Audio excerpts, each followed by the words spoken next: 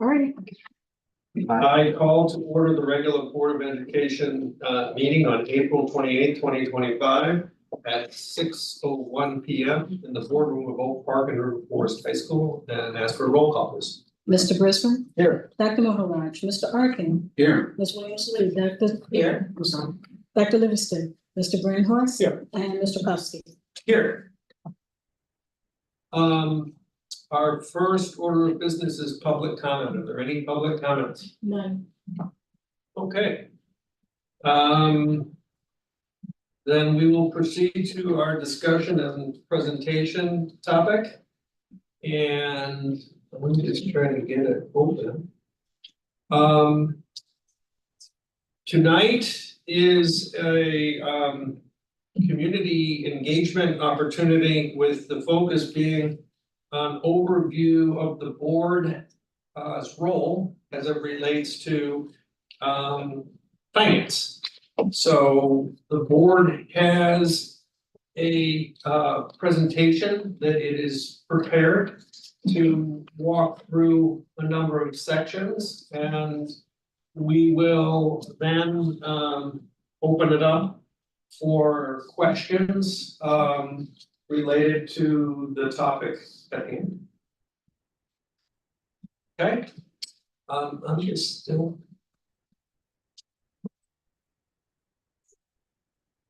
Audrey, do you want to? Yeah. Yes. I'll go ahead and kick it off. So, thanks for those who joined us in person and those who are joining us online.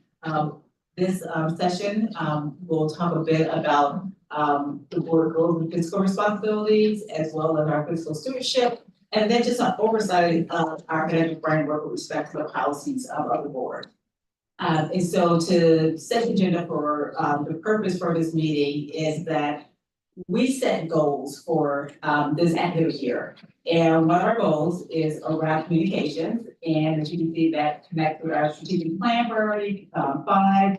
And the idea is to make sure that we're being transparent and really sharing information with the community. As you're aware, board meetings are business meetings, and there really is an opportunity for dialogue and back and forth with board meetings. So the whole purpose of this is to one, talk about the work of the board, but also have an opportunity where we can engage in more dialogue when we typically can at a regular board meeting where you only have public comment.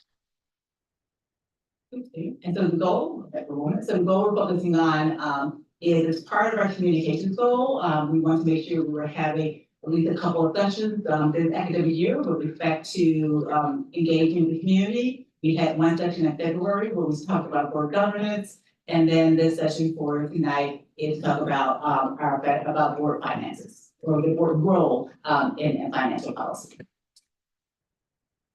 So when we think about district's finances, just an overview of really what the board is responsible for versus what the district leadership team is responsible for. And as a board, our main focus on the financial side is really establishing policies for financial management and resource allocation. And underneath, you'll see in terms of fiscal accountability, oversight and approval. We also approve audits, capital investments. We help to manage risk, and also focusing on how does the use of our resources support student outcomes. So that's where the board has its focus.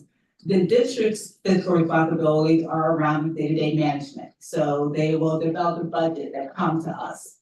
Financial reporting, managing the revenue flows, making sure that the internal control structure is appropriate and are in place, and then doing forecasting and planning for what we need. So just want to use this to sort of set the tone for what you will hear tonight. We will be focusing on the left side, on the board member fiscal responsibilities.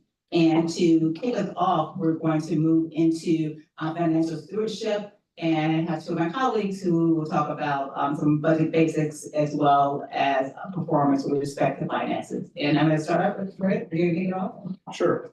So each year that the district creates a budget, and it comes to the board in several different times, and is eventually approved late in the year and then submitted to the state. We do what's called fund accounting. So we do have different funds. Our operating budget is roughly $91 million. You can see that our revenue streams primarily come from real estate taxes.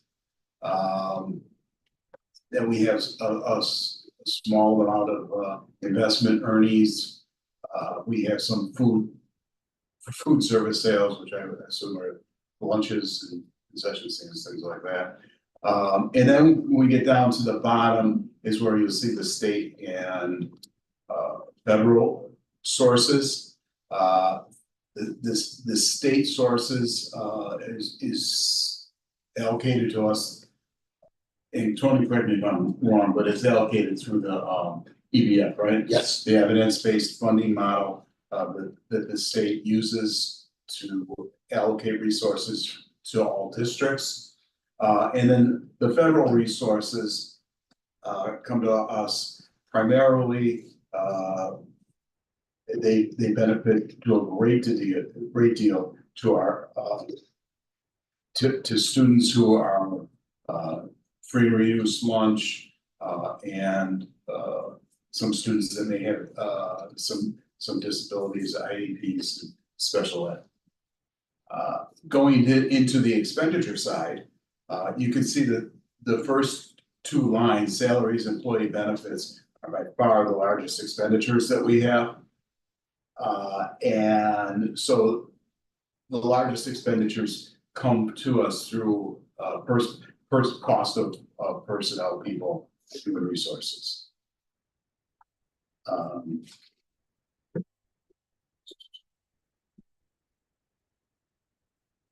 Let's go on to the next slide. Just a question or Yeah. comment. The $91 million, because this is looking at operating, correct? Just for, so that does not include, while it says capital and non-capital equipment, that does not include building maintenance, 10-year maintenance type work? Right, anything that comes out of Fund 30 for our debt service payments and Fund 60 for our construction are not included in operating expenses. Yes. Which, and just to clarify, because we're in this midst of some major capital work, but on an annual basis, there is building maintenance work that is not shown here that would be added to the $91 million to keep the building running. Correct. Thank you. Okay, so let's go on to then slide 8. We've got kind of a pie chart here on revenue. We just run through that. Obviously, local property taxes are the bulk of it, and then you've got the state revenues.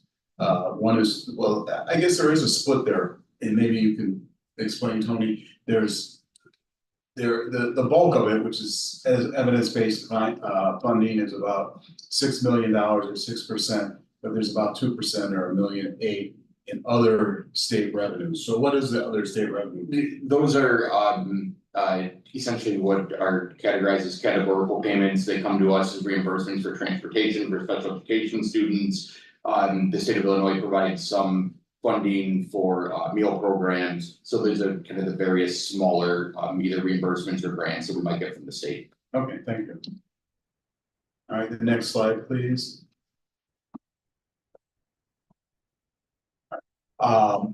This shows us our expenditures by function and by object. So you can see that on the left-hand side, you can see that the blue portion, which is the largest piece of the pie, is our regular programming, and then we get into the orange, which is our special education, alternative education. The light blue, which is the 15%, that is pupil supports services for pupils and instruction. That be the PSS teams and TAs and other people who are in support. Correct. Direct support of the students. Okay, and then there's 17% of other expenses. which. What would those other expenses, because that's a pretty big number, would that be like cost of athletic teams and activities and things like that, or what would that? Yeah, that, what goes into our other support services would be that, information services,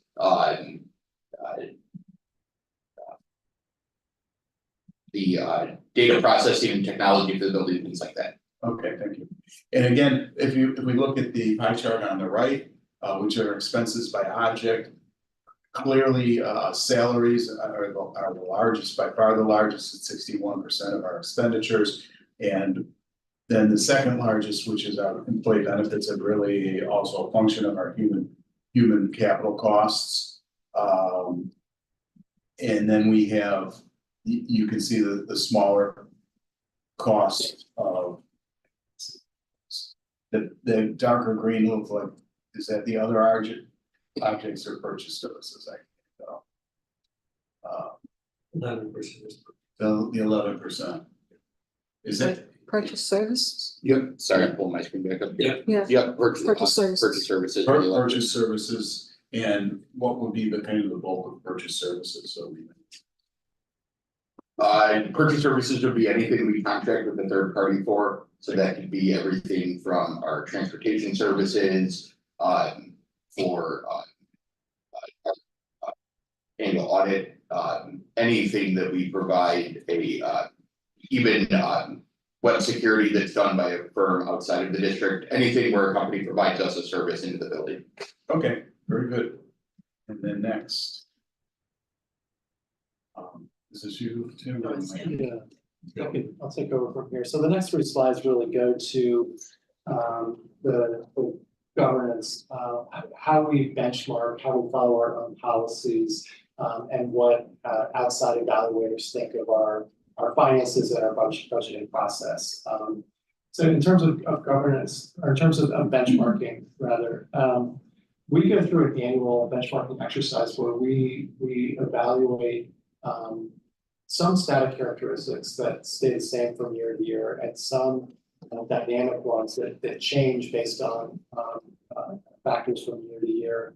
And we identify 8 peer school districts. So we do this in other areas as well that may lead us to other peer districts, other benchmark districts. On the finance side, our peer districts are Downers Grove, Lake Park, Evanston, Lamont, Glenbrook, LT, Hinsdale, and RB. And that's an exercise we go through to make sure that we know that we're being rational in our budget process. And it turns out that in terms of our peer districts, we are in the middle of that of our peer districts in terms of budget, in terms of budget growth. We are at the bottom of our peer districts. That is good. The next slide, please, Arnie. Next slide shows the current state of our reserves, of our fund balance, and our expectation over the next 5 years. As you can see, after the end of next fiscal year or next school year, we are projected to bring our fund balance in line with what is now board policy, which is a reserve level between 25 and 50% of annual operating expense. Everybody knows that our reserves, our fund balance has been an issue in this community for at least 15 years, if not longer. And so rationalizing the size of our reserves is good news. And also the sort of marks the beginning of what I think is going to be a new relationship between the district and the community, a healthy one. Next slide, please. And this is a slide that just talks about various outside evaluations of our budget process and our finances. D200 has a AAA rating from S&P. We are one of only 89 school districts in the entire country that has a AAA bond rating.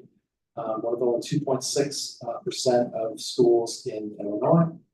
the district's audit for last fiscal year, our outside auditors issued an unqualified opinion. And every year for the last 20 consecutive years, our annual comprehensive financial report was awarded a certificate of excellence in financial reporting by the Association of School Business Officials International. So multiple measures, all reporting back to us the same thing, that our budget process is stellar and that our finances are in great shape.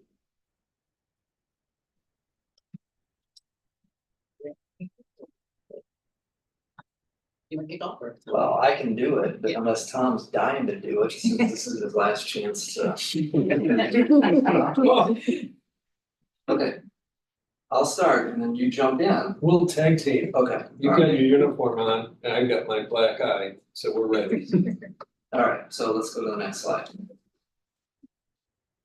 So typical for a school district, we're a policy intensive organization, which makes sense. It's very good to have the rules of the road, and of course, rules of the road, very important when it comes to a school district's finances. Essentially, a board really does three things. It employs a superintendent, it sets a budget, it sets policy. So this list here provides a range of the different policies affecting finance. And then if you go to the next slide, we'll do a brief talk through of some highlights of that list of policies. So the first one is 410. This is a big part of our work around summertime, right, Tony? That's when you're coming to us with the forward look of next year's budget. And administration prepares a first draft. They'll bring those drafts over a series of months to us. They'll get feedback. Those drafts also go through the Community Finance Committee, which we're very fortunate to have. A group of citizen volunteers who share their time with our district. They all have backgrounds that are relevant to finance and school governance, and they help provide input on that budget. We go through several cycles of that, and then it's round about December, if I'm calling correctly, when the final version comes to us, or is that more in the winter time? No, we, the final version of the budget will come, usually either in August or September. December is when we bring the tax levy forward. That's right, okay, thank you for that. I think a couple of very important issues is, you know, in 2017, the state of Illinois adopted the evidence-based funding model. Why did they do that? Because prior to that time, you had a lot of inequities in terms of how schools were funded in the state of Illinois. Around that time, and I don't know what the updated statistic is now, but at that time, Illinois ranked 49th out of 50 states in terms of state funding for education. The playing field we're at here in this state is that Illinois relies to an inordinate degree on local property taxes to fund public schools.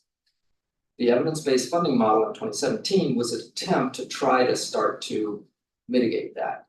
What was happening at that time, as you might guess, is that wealthier communities with more robust tax bases have better resources to provide to their students than districts that were less supported by a strong and robust tax base. So now, as there's a couple of interesting things to this whole budgeting process. You know, one is the spend categories that we look at match up to the categories of the EDF.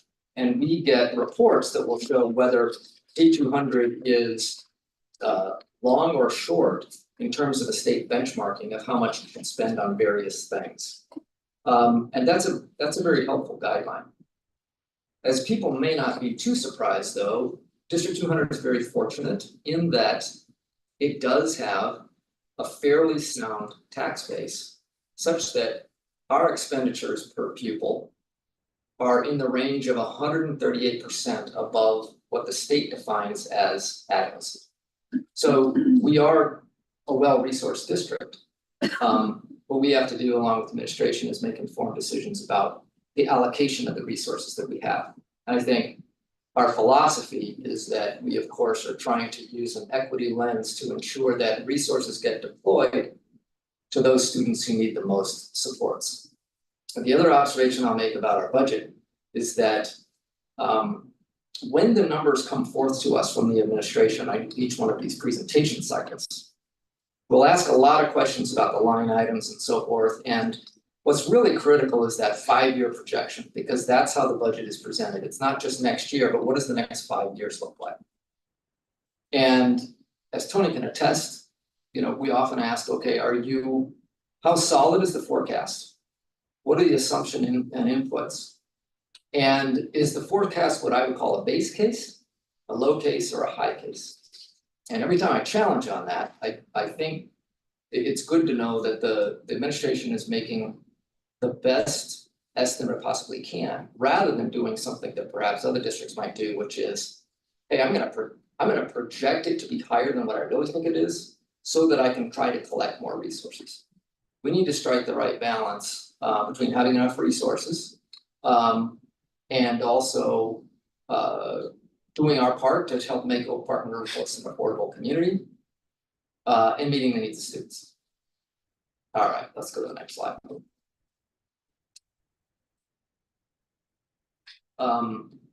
So in terms of fiscal and business management, the cycles of the budget reports that come to us, this is fairly robust. The public can see even in the board book, you'll see treasury reports, you'll see things like the check registry. So there's a good amount of rigor to the amount of reporting that happens. Tim shared that obviously we get third-party accounting firm audits. Our most recent audits have been unqualified, which the highest rating you can get from an auditor. And then also the CFC, Community Finance Committee, which meets quarterly, but I'm advocating that we make that a bi-monthly gathering, is also in receipt of the same reports that the board gets. And they apply their own lens and scrutiny to those reports. All right, next slide.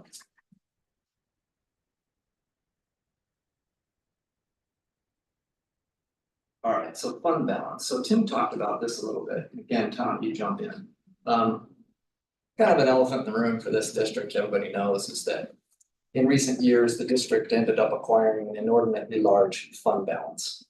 A lot of good work's been done since the height of that fund balance, and what we have now are starting next year, effectively the normalization of the district's fund balance within a best practices guideline of between 25 to 50% of operating expenses. That's going to be a new environment for the district to operate in. I believe that our board, our administration is appropriately focused on very judicious management of the resources that we have, which just further emphasizes how important the 5-year forecast is, managing to that, because we're in a new normal that most districts try to keep in, which is that 25 to 50% of operating funds. So let's go to the next slide. Yeah, I'm gonna jump in and talk about both policies 410 and 20 kind of together just now, which is that I can tell you that over the last decade plus 12 years, there have been significant changes to both of these policies. So that's what board work is starting at the policy level and saying, what can we do in terms of providing guidance to the administration to what we want to do. So if you look in these documents, and I'm sitting here looking at policy 4:10 right now, the budgetary process itself was modified just in terms of the chronology. There used to be kind of budgets that were done at the end of the year. And we said, we don't need to do budgets, we don't need to forecast the weather for today at 11 o'clock tonight. We said that's garbage and we modified that. The whole reference that Graham made was to use the evidence-based funding information is codified in our policy to make our resource decisions, to use that data.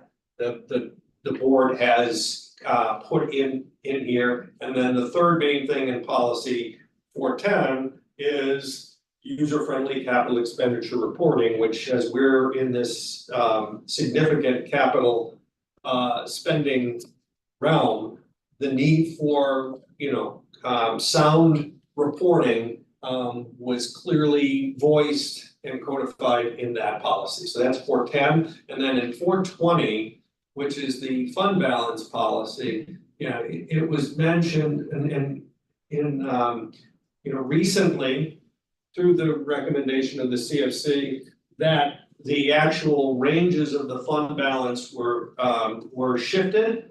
There were no levels of fund balance criteria when 12 years ago, okay? So there was nothing in policy.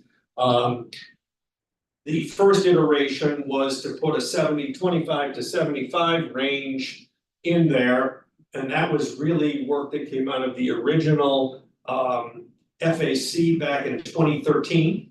That was a recommendation from that group, and then as we refine things with the current community finance committee, as Graham mentioned, it most recently was adjusted to be a 25 to 50% range. So that's one major change that was made.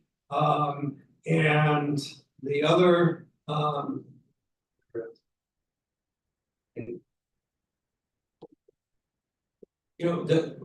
the other point is the reference to the use of the 5-year projection model, and really that as a district, the assumptions that go into that model are really what are going to drive the outcome. And to go back to your question of are they conservative, et cetera, again, I've seen it where the assumptions, you can make a projection model tell you that it's gonna you're gonna be in financial trouble or you're gonna be great depending on what your assumptions are. And so effort was made through the policy to have scrutiny, have review, and have it be down the middle.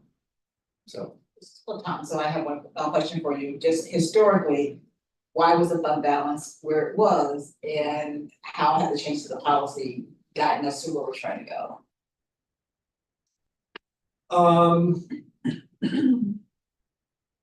Sorry. So the kind of beginning of the fund, there was a referendum in 2002. Yeah. That because of the chronology of when that referendum happened, and at the time EAV property values were exploding, that decisions were made instead of taking the full value of what was recommended, because it would have been crazy increases, it was phased in. But either way, the increases that came from that referendum were hefty, and they allowed the district to build it was continuously growing fund balance. I would say the second reason, from my in-depth experience, is there were also, from a planning standpoint, the projections that were being made had assumptions that were all on one side of the fence, and they were based on a budget. So there were projections that were worst case scenarios in every case that said, hey, guess what? We're gonna be in trouble financially, even though we have this huge fund balance. So the assumptions were overly lofty. And so to answer your question, that's where all the attention was, to say if that's what the problem is, let's fix those things, and it's done in policy.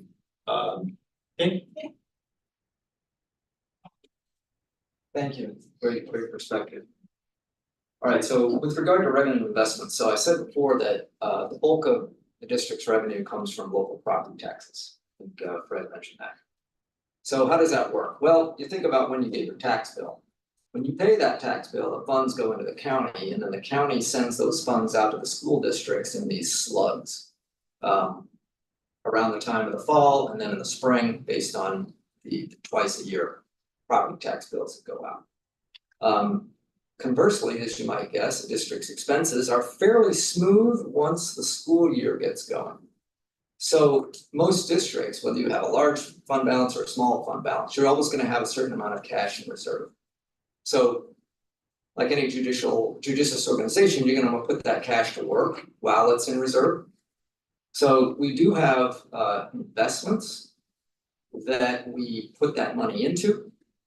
That investment could be described as pretty conservative. So again, in the reports that come out, you will see in our board book, we'll get a treasurer's report, and you can see line items of dozens and dozens of holdings, and it's a lot of CDs and money markets. And they're kind of spread all over the country. Part of the reason there's so many and they're spread all over the place is because the size of each individual deployment is below the $250,000 FDIC insurance level. So in that respect, it's a very conservative strategy with regard to staying within those insurance lines.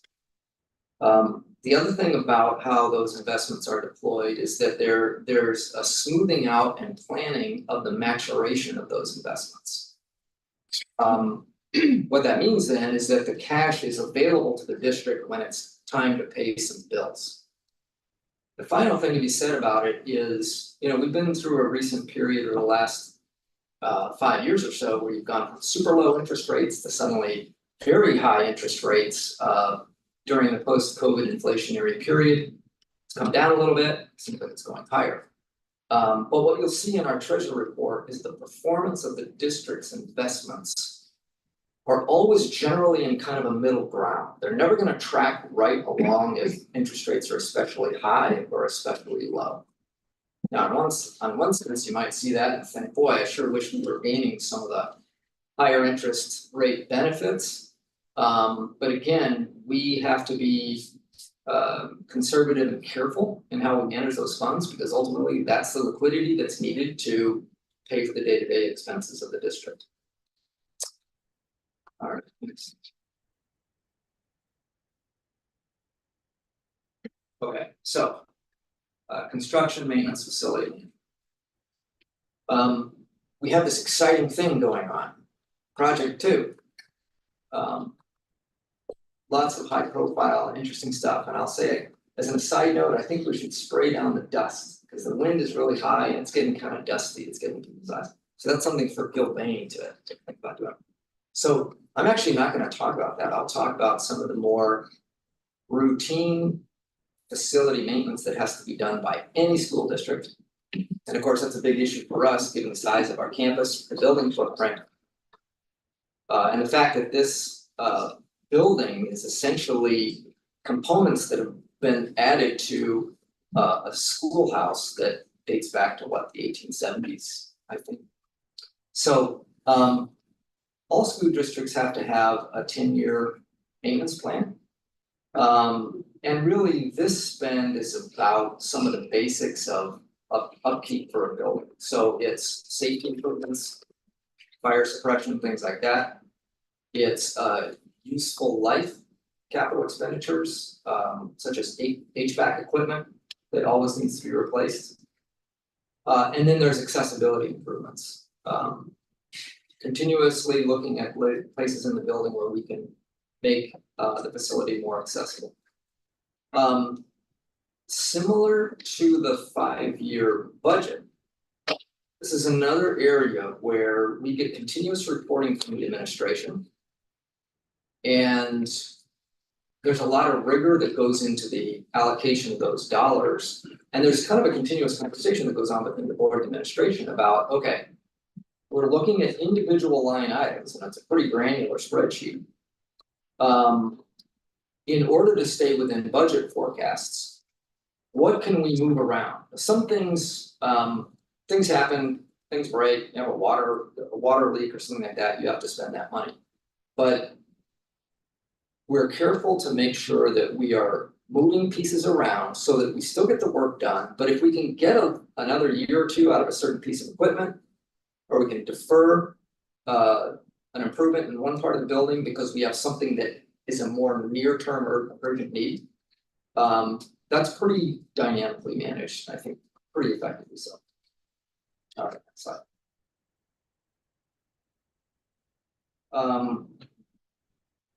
This is a interesting slide. I think a key takeaway here is that everything that goes on is anchored to the strategic plan.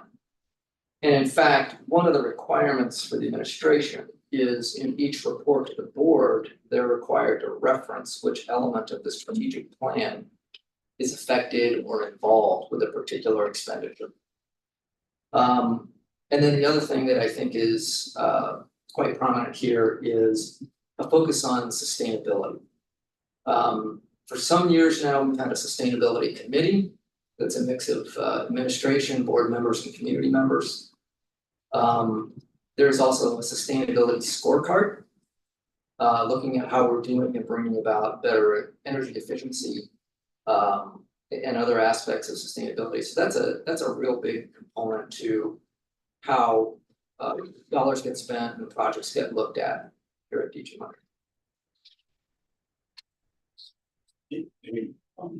Yeah, somebody want to talk? Yeah, jump in. I just want to make one point about the sustainability and the policy, and that was somewhat driven by the committee, the sustainability committee, which is consists of students and community members, right? So I think I just want to point out that our students get a hand in its creation. That's a great catch. I should have emphasized that more because, yeah, students are present, they're a driver on the sustainability committee, and they also have their own environmental club. I've actually been fortunate to attend some of those meetings, and that's a good catch. Thank you, Fred. Yeah, and in the agenda, there was a list of the various policies, and we're talking to the ones that really have had action, right? This is about what the board's work is in modifying, enhancing policy to provide the administration the direction we want. So the sustainability policy is in green. It did not exist. So this is one that was created from scratch. And as was done so with student community involvement, et cetera. So it's somewhat unique to our district, and actually our policy is being used by other districts as kind of a starting point for them to craft their own. So thanks to the great energy within our community, because there's a lot of passion in this domain. Okay, final slide I'll speak to is about compensation. So we have 4 collective bargaining agreements, the largest of which, not surprisingly, is the faculty senate. That contract is up for renewal in the summer of 2026. As was mentioned earlier, not surprisingly, labor is the largest expense category in the district. The last thing I'll say about this topic is that this is a balancing act. We have to live within the budget forecasts. At the same time, we want to make sure that District 200 continues to be a place that can attract the best and brightest teachers, support staff, other folks who work in the building. At times, this can be a challenging category because things like nationally across all industries, health costs are going up and so forth. But it's hugely important to get that balance right to continue to provide great teachers and staff for our kids. Yeah, and I would just say that we're focusing on our policy and to kind of add on to Graham's comments. We have 4 collective bargaining units within this in the school that cover 90% of our people related costs. And those are, those supersede policy, those agreements by themselves are not in our policy manual, but they are in our own collective bargaining agreements that are also available on our website, for reference. And that is all that we have to formally present, and we just want to now see if there are any questions. Can I add one more, we're trying to focus on those policies that have had change. That have had, where we've significantly had change. That does not mean that the other policies that are listed haven't had change. We review policies on a recurring basis. Some of them have had minor change. Now I'm gonna kind of hit, since we have time, we talk about purpose and contracts. Yeah, there have been changes in that policy because the threshold value of what it was set 20 years ago. And, it would have been requiring the board to do administrative work. And so that threshold was changed as an example of where policy there was changed. There's a policy on debt. There's been exhaustive discussion by the CFC on whether that policy is adequate for the district. And the basic resolve was it is, it's good policy. And so there's been discussion elsewhere, but we just focused on the main changing policies. Can you explain how the capital fund gets funded and the board's role in that process? We could get into administrative, moving dollars around. Which is how Yeah, dollars. we can answer your question, but we're gonna call on a lifeline because you're talking about mechanics. And I'm gonna phone a friend and let me think, who I call, is it Bob, is it Greg, I'll go with Tony. What would happen is we would anticipate that at the beginning of the budgeting process, so we would look at our capital expenses for the year. And let's say that in a non-project 2 year, they're $4.5 million. We then would say, okay, how much money is in that account that's earning interest throughout the year, and what is the shortfall? And then we would, around the time that the bills would start to come due, administration would bring forward what's called an inter-fund transfer approval. And the board gives us permission then to move money from one fund to another to cover those bills. The board does approve fund movement. Yes, fund transfers.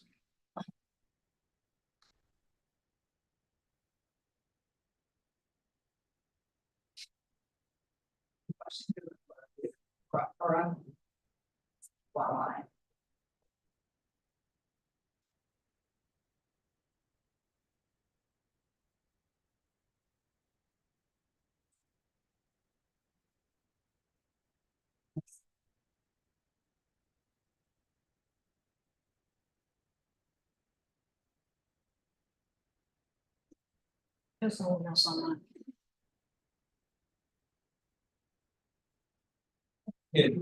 Alright, When there are new things in the world that come up that require dollars, right, like cybersecurity, or how does the board create new policies around how those are handled? Is it just become an those more can get fit in? so let me just make sure I understand the question. Is it about, just using your example, is it about the finances for those, or is it about the topic by itself, cybersecurity? I think it's more about a lot of these new topics come in with the requirement of funding and dollars to spend against them. So it's about the dollars. Okay.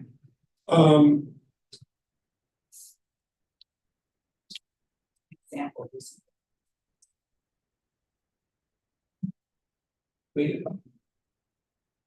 Just using the example you said, because we've had, there are a lot of new topics, right? AI, cybersecurity, all of those are things that the board has had discussion on.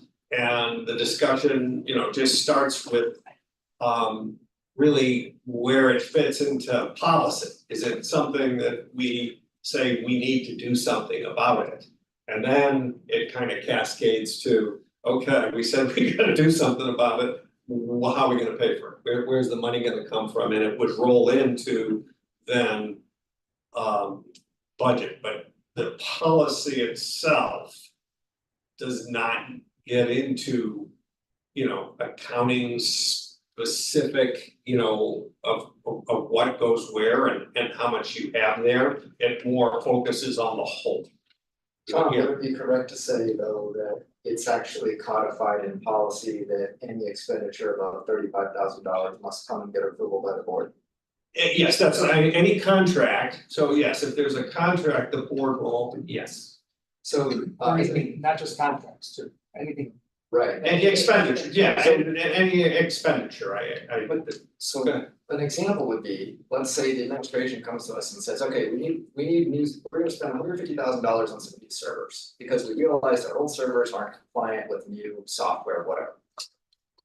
Over the last 2 years, or probably before that, I think the administration is conditioned to expect us to then ask, okay, how does this fit in the budget? Is this budgeted already? And if it's not, what are you going to offset this expense with? And I would say that characterizes our current operating rhythm. So you've got the toll gate that says, you know, the spend limit has to come before us, and then you've got this routine that I think the administration probably quite accustomed to now, which is that every expenditure is gonna have to be accounted for in the budget or otherwise offset.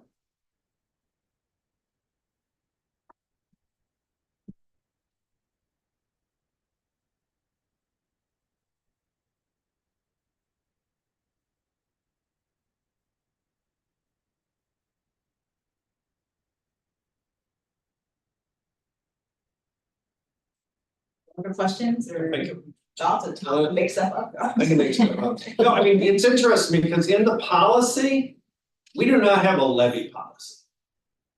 Right? I mean, there's nothing, if you look at it, we have a fund balance policy. We have a fiscal and business management policy, and each of, you know, those are kind of, we have to look at how we manage the overall budget, and then as part of that, you know, there's DAT, there's levy. Those are ultimately decisions that, you know, the superintendent will bring forth a recommendation from the administrative end to the board. But that is a key role, you know, of the board ultimately in saying, yes, this is what we're gonna do as far as our levy goes. And I think the levy also is a little unique because it is, I mean, by statute, we're restricted. There's restriction to Correct. what we can, you know, take as a top amount. So, that's, I've always felt that that's kind of a reason why there is a levy policy in that to go from 1% to 5% or 0% to 5% in our discussions, you know, is where we as the board go is, okay, our levy is limited by the state. So that there really isn't a need for, at this point in time, for a levy policy. Mhm. Because we can only work with it very thin. Yeah, well, and the fund balance policies kind of is what really governs us. So I'm just trying to connect the dots of, you know, because you said what the different actions of what we sit and do is we have to make a decision every December on what the levy will be to the community. And so how is that decision made? It's made by taking into account the fund balance policy. It's made into account the fiscal and business management policy, and we use those as kind of our checks and balances using the tools that were mentioned, the 5-year projection model, and the annual budget to kind of end up with what those decisions are. And I think that the conversation around making sure projections are, you know, as accurate as possible are important because projections impact what we think about the tax levy. We've been able to take a district lesson levy over the past, I forget how many years, but we haven't taken the full levy that we're supposed to take by the state. And that's part of because the team's coming with what is needed based upon the projections and based on the work that they've done to say what should our budget be for the upcoming year. And to be specific, over the last 12 years, and there are those who say, wait a second, you know, you have this huge fund balance, but that's what was inherited, okay? In the last 12 years, this district has if you follow what Fred said, you know, we're capped. The norm was take the cap, take the max. And this district has taken less than max 12 years in a row, such that the accumulation of those 12 years is 1 year's full levy. So basically 80 million, you know, if you take it, it's like buy 11, get one free, you know, not a BOGO, but it's 1 year of 1 full year of tax relief.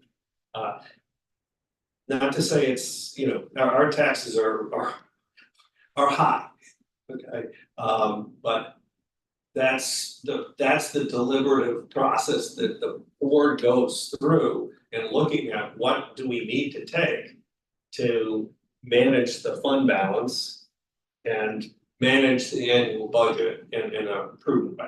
So it's something that's done looking at long-term as well as annual.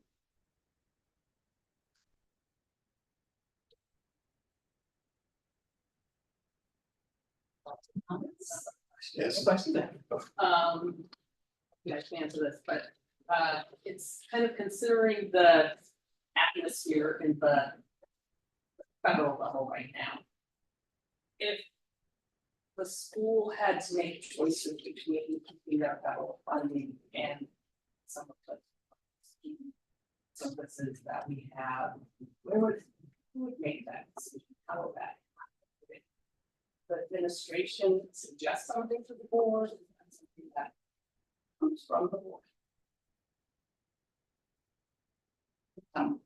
The administration will come, you know, knowing intimately what's needed and what's required from a funding perspective to offer the service we offer, you know, for our students. The administration will come with recommendations and suggestions that we could then get to discussion and really, you know, spend time delving into and understanding what the implications may be. Is there a need proactive what if it's going on just because that versus like reacting? Yeah, I mean, I can give you, so, I mean, to call them up specifically, right? So, we have a major, you know, we have capital projects that have, as part of them, some, financial, support from the government, geothermal work specifically.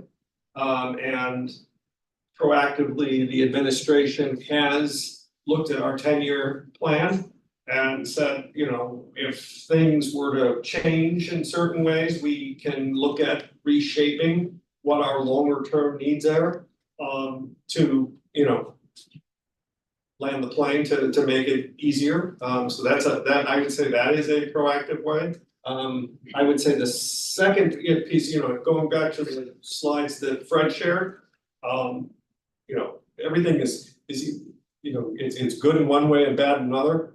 We rely on $2 million for federal annual expenditure. So as a district, we are very unreliant on the federal government. We're heavily reliant on our own local taxpayers. And then to a smaller extent, the state. So that doesn't mean that, you know, you're thinking in today's climate, you know, what would happen if we saw that every school was shut down? Those thoughts are challenges we pose to the administration to, you know, make sure, you know, keep our eyes and ears to the ground. It's hard to say to be reactive because it's such a volatile world.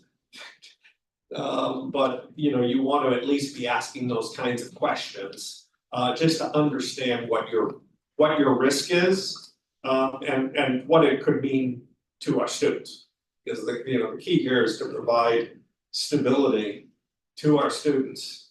That's what the board's, here for, right? Yeah, I mean, our goal is, we're gonna act in the best interest of our students, right? So things that would negatively impact our students, obviously, administration and us would work to understand what, kind of options we have, what might be able to do. And one other piece even, and I'm just trying to connect the dots of various discussions, has anyone ever heard the word tariffs?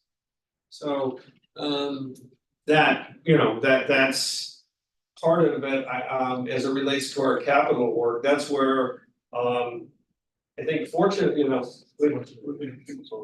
right, I mean, this board made a strategic decision to move ahead with project 2 a few years ago or whenever, and with that, there was questions on when we need to do it, there's all kinds of balancing acts, and so we get paid the big money here to make those decisions, right? Well, as you look at it, maybe that was a good decision because of getting ahead of the uncertainty, might be to our benefit.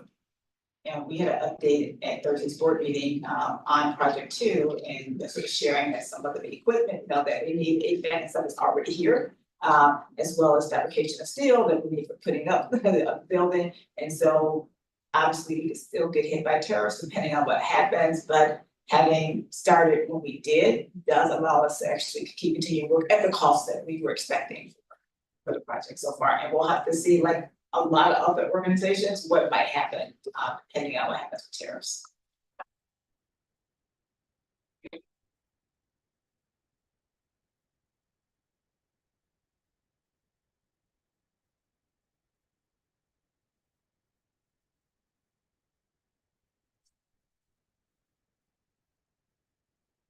Bob, you have any questions for us?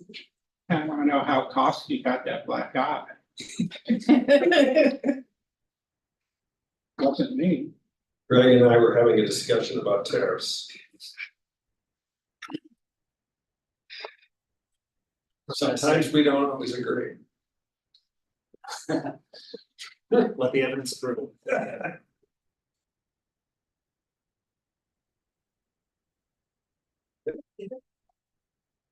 Appreciate everyone who came out. Thank you for your questions.